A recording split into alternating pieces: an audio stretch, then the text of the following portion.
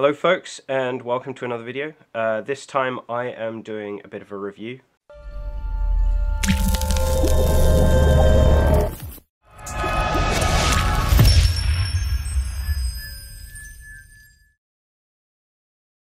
A little while ago, Olo, who is awesome at A-Case, sent me over a few things, and I promised to do some reviews of them. So this first review is going to be of the magnetic token box that A-Case does.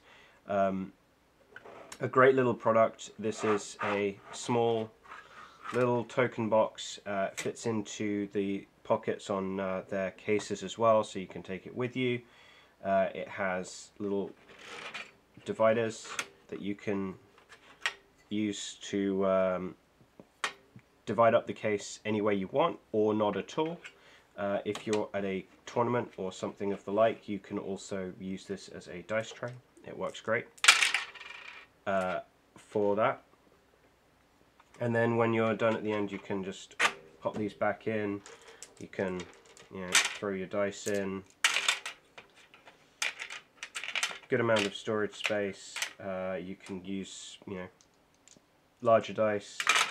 If you've got larger dice, really big chunky dice, fits D20s nicely. Even fits the really large casino dice. You can sometimes find those from Bally's. Also, you can put in some larger tokens as well. I use these for score tracking a lot of the time, and they fit in nicely. As well as just standard tokens, large tokens, smaller tokens. It's got a ton of space in here. Really nice case. The base of it is magnetic and the lid is steel, so you can just keep that nicely magnetized to the bottom out of the way when you're not using it. If you've got tokens like objective tokens or something like that, where you've got a nice sculpted piece and you've magnetized the bottom of it, you can pop those in here and they'll be nicely magnetized down and you won't lose them. So a really nice little case. The case has a little notch here just to help you open and close it. And there are your magnets.